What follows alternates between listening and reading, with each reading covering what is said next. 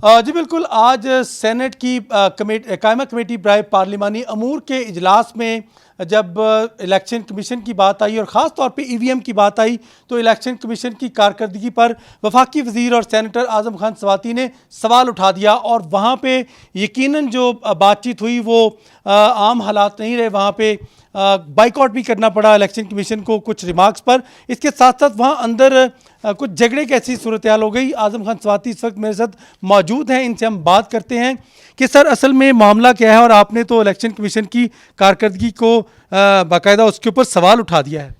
देखिए सर, बुनियादी तौर पे जो है ये एक बहुत बड़ा इदारा है।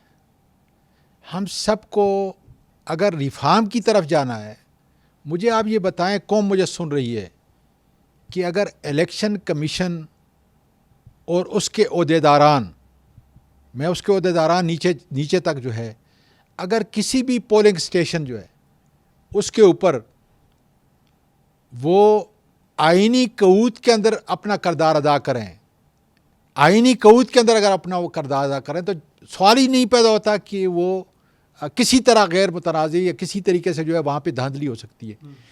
रिगिंग मैं समझता हूँ कि मिलावट का हिस्सा है। इस मुल्क का माफिया जिसने जमहूरियत की असास को तबाह कर दिया है, और आज अल्लाह का शुक्र है कि एक लीडर है जिसकी विजन क्या है, उसने 2023 का इलेक्शन नहीं जीतना, उसने आइंदा नस्लों के लिए पाकिस्तान में जमहूरियत की बुनियाद को मजबूत करना है। और आज देख लें कि जब 3 साल हमारे हो गए, 2 साल तो मैं आपको बता रहा हूं कि प्रेसिडेंट ऑफ पाकिस्तान और प्राइम मिनिस्टर साहब सबसे पहले ये बात करते हैं कि एक गैर शफाफ इलेक्शन को ख़त्म करने के लिए, एक शफाफ इलेक्शन जो धांधली की पैदावार ना हो, उसको बेहतर तौर पे करने के लिए हम इलेक्शन कमीशन के हाथ किस तरह मजबूत करें। और मैंने वहाँ पर भी ये मिसाल दी कि रेलवे में जहाँ इनएफिशिएंसी है, मिसमैनेजमेंट है, जहाँ पर करप्शन है, उसको ख़त्म करने का वाहिद तरीका यह है कि हम वहाँ पे टेक्नोलॉजी का इस्तेमाल करें। अच्छा सर, क्या आप वाकई सीरियस हैं कि इलेक्शन कमीशन का रोल ख़त्म होना चाहिए या फिर झगड़ा कुछ और है? नहीं, कतन नहीं, हम तो मजबूत बना रहे हैं। लेकिन अगर किसी की समझ में नहीं आता तो मुझे तो हैरत हो रही है। जितने फंड उनको चाहिए हम दे रहे हैं, और उनका सवाल ये है, हुकूमत के ऊपर सवाल ये है कि फाइनेंशियली वायबल नहीं है। भाई, आप कोई बिजनेस में बैठे हो, कोई नफ़ा नुकसान, कोई दुकान चला रहे हो।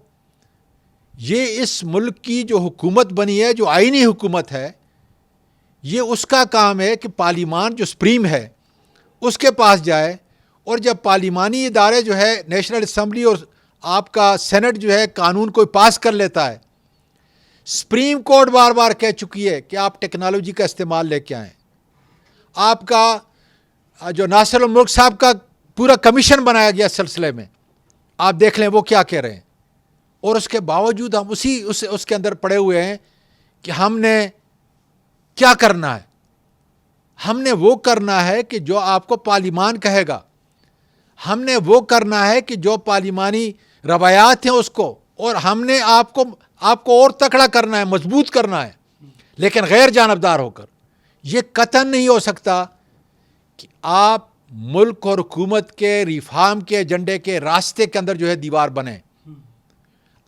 अब इंशाअल्लाह ताला जॉइंट सेशन के अंदर हम जाएंगे, हम इन कानूनी तरामीम को इंशाअल्लाह ताला पास कराएंगे, ईवीएम की और आई वोटिंग की।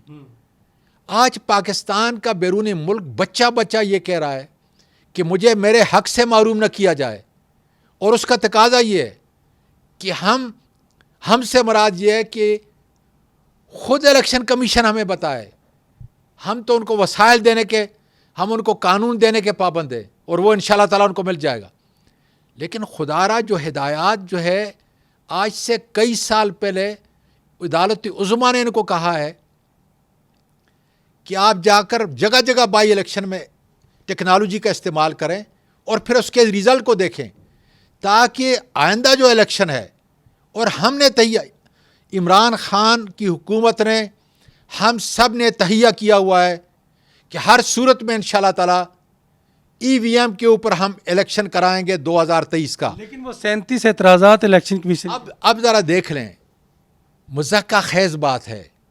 It is so despicable to describe those 37। और मेरा ख्याल है शिबली फराज साहब ने, फ़रोग़ नसीम साहब ने, डॉक्टर बाबर ऐवान ने और इसी तरह अली मोहम्मद ने, सब ने मुतफ़िका तौर पर यह बताया कि खुदा को मानो, वो ज़रा पढ़ो। और मैं मीडिया को कहता हूँ, सिविल सोसाइटी को कहता हूँ, खुदारा वो जो 34 और 37 निकात जो है इन्होंने बयान किए हैं, अपनी कमज़ोरी लोगों को बता रहे हैं कि हमारी तो इस्तेदात नहीं है। बोरियों में वोटों को बंद करके मालखाने में रखना इनके पास उसकी इस्तेदात है, थानों में रखना उनकी इस्तेदात है, ताकि वहाँ से जो है रात को जो कुछ मामलात आज तक होते रहें वो होते रहें। ये तो अल्लाह का शुक्र है कि 2018 के इलेक्शन के अंदर अगर वहाँ पर आर्मी का जवान हर पोलिंग स्टेशन के ऊपर न खड़ा होता, मैं आपको ये कहता हूँ कि फिर उसके ऊपर उंगली उठ सकती थी।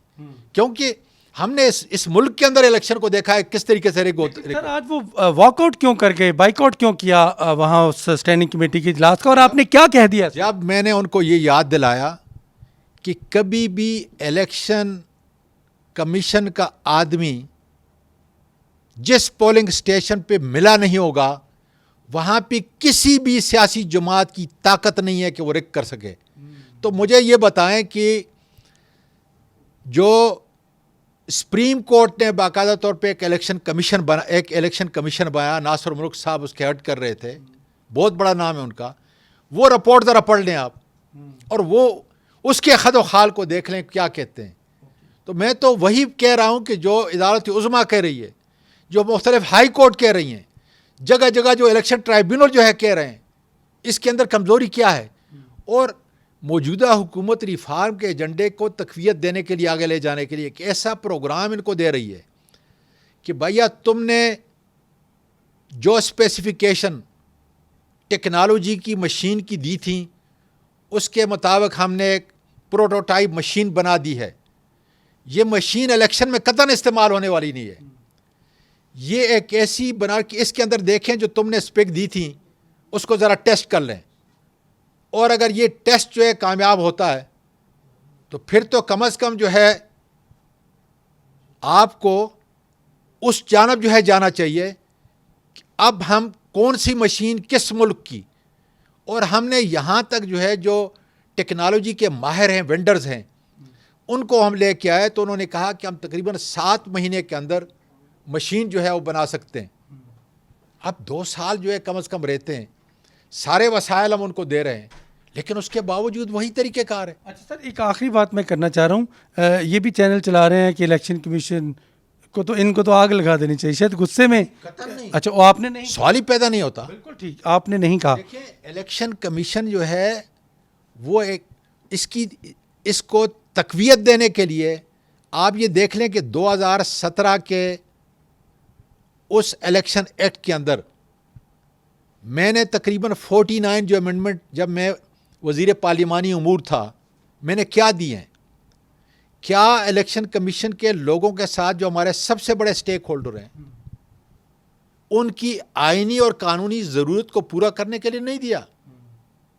मैंने तो इनको फाइनेंशियल एटानमी दी है, बाकायदा तौर पे वो खुद लेके आए, और हर उस शिक को 49 के अंदर लेके आए जिसके अंदर हमारा दोनों का उसके अंदर इत्तेफाक था।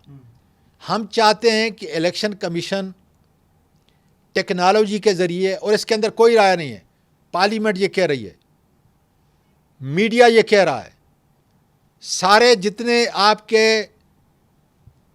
जो स्टेक होल्डर हैं वो ये कह रहे हैं, हुकूमत रिफार्म के एजेंडे के मुताबिक कह रही है कि आप मेहरबानी करके टेक्नोलॉजी के ज़रिए लेके आएँ, ताकि आइंदा इलेक्शन जो है वो गैर मुतनाज़ हो, वो शफाफ हो, जो कानूनी तकाज़ों को पूरा करता है, आपके जो आइनी तकाज़ों को आपको पूरा करता है।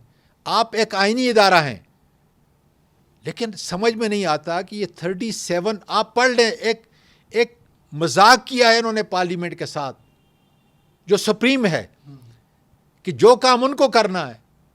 आप ज़रा एक एक को, अगर मतलब हमारे पास टाइम नहीं है, वरना मैं आपको एक एक शिक तो आपको मतलब मजाक लगेगा कि इलेक्शन कमीशन जो है स्टैंडिंग कमेटी को क्या कह रहा है। तो मैंने तो ये सवाल किया है कि भैया आपके पीछे कौन है, कौन आपको फरीक की हैसियत से जो है ये कर रहा है। क्या जब सारे स्टेक होल्डर कह रहे हैं कि आप टेक्नोलॉजी के ज़रिए एक रिग्ड इलेक्शन को रोकने के लिए, एक शफाफ इलेक्शन को जो है लेके आने के लिए आप अपना तरीक़ेकार इख्तियार करें। जिस कंपनी से जो है बैरून मुल्क की या बैरून मुल्क के अंदर आप अगर कोई टेक्नोलॉजी का किसी मशीन का चुनाव करते हैं, तो हमारा फ़र्ज़ है, हुकूमत का फ़र्ज़ है कि आपके साथ उसी आइनी ज़रूरत के मुताबिक, क्योंकि इलेक्शन कमीशन को स्ट्रेंथन करना, इलेक्शन कमीशन के साथ खड़ा होना, इसकी इज़्ज़त को बरकरार करना, ये हमारा काम है। लेकिन ये मजाक कतई नहीं हो सकता कि पार्लियामेंट के एक इदारे के अंदर आप वो चीज़ें लेके आएँ जो आप अपनी कमज़ोरी को जो है सामने कर रहे हैं। अब इलेक्शन कमीशन से आपका क्या मुतालबा? उन्होंने इजलास बुला लिया है आपके इस इजलास के बाद, कमेटी के इजलास के बाद, तो आप क्या कहते हैं इलेक्शन कमीशन? मैं हुकूमत का और इमरान खान के इस मौक़े को फिर दोहराऊँगा कि इंशाअल्लाह ताला पार्लियामेंट से जैसे हमारी अमेंडमेंट पास होती है, हम तहिया कर चुके हैं, यह हमारे मंशूर का हिस्सा है कि हमने अपने मुल्क को एक ऐसा इंतखाबी निज़ाम देना है कि जिसके ऊपर जो है इलेक्शन के बाद कोई उंगली ना उठा सके। और मेरा ये ख्याल है ये कोई सियासतदान नहीं करता, ये इमरान खान की लीडर की निशानी है कि वो ये सारी जंग लड़ रहा है ताकि हमेशा के लिए ये चैप्टर जो है बंद हो जाए कि इलेक्शन कमीशन एक आज़ाद खुद मुख्तियार इदारे की तरह इस आइन के मुताबिक अपने कऊद के अंदर रहते हुए ज़बरदस्त इलेक्शन कराए, और ये इंशाअल्लाह ताला हम पाया तकमील तक पहुँचाएंगे। वरना जो आपकी तजवीज़ थी कि वरना हुकूमत वक्त इलेक्शन कराए, नहीं, कतन में कैसे हुकूमत इलेक्शन करा सकती है? इलेक्शन कमीशन कराएगा, कानून कराएगा, आइन कराएगा, और हम बावर कराएंगे हुकूमत इंशाअल्लाह ताला कि जो तरीक़ेकार आइन और कानून के, हुकूमत का काम इलेक्शन कराना नहीं होता जी, हुकूमत का काम फैसिलिटेट करना है। एक बयान चल रहा था, टोटली गलत है। हुकूमत का काम इलेक्शन कराना नहीं है, हुकूमत का काम इलेक्शन कमीशन के हाथ मजबूत करना है, आइनी इदारे के हाथ मजबूत करना है।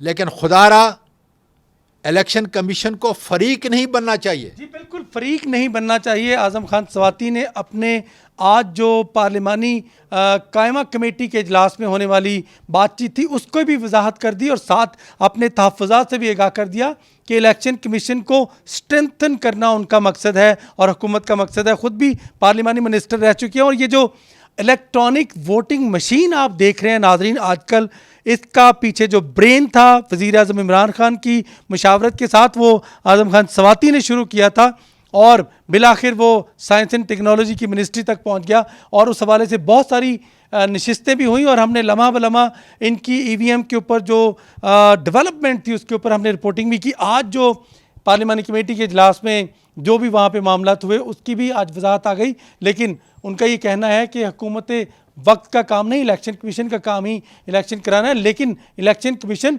फरीक ना बने, न्यूट्रल रहे और गैर जानिबदार रहे। ये इनका अपना मौक़िफ़ भी है और बयान भी है। जी।